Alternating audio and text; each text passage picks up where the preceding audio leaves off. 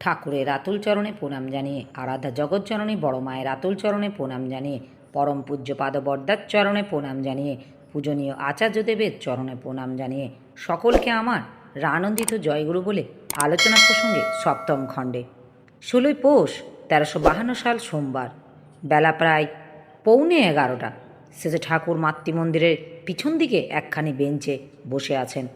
Horn Basu, Kshitish Sengupta, Jamini Roychowdhury আরও অনেক দাদা ও মায়েদের মধ্যে অনেকেই উপস্থিত আছেন। ক্ষিতীশদা তার ঢিলেমি রকম তাড়াবার জন্য প্রায়শ্চিত্ত করবার প্রস্তাব করলেন।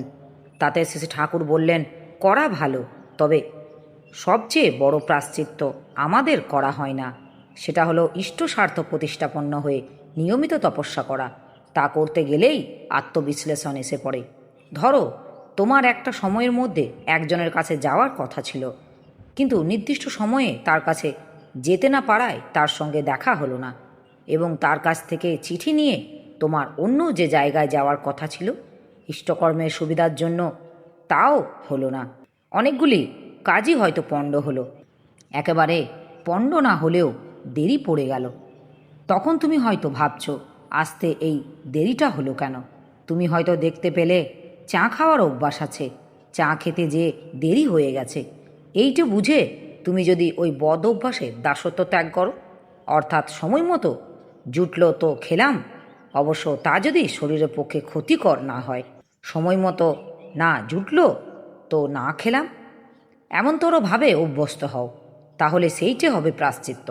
বাস্তবভাবে ইষ্টস্বার্থ প্রতিষ্ঠামূলক দায়িত্ব নিয়ে চলতে থাকলে তখন ধরা পড়ে কোথায় আমাদের কোন প্রবৃত্তি লুকিয়ে আছে এবং তা কতখানি বাধা দিচ্ছে। ইষ্ট কাজে যা বাধা সৃষ্টি করে তাকে কখনো বরদাস্ত করতে নেই। এইভাবে ধরে ধরে চরিত্রের গলদগুলি দূর করতে হয়, মায়া করে পুষে রাখতে হয় না।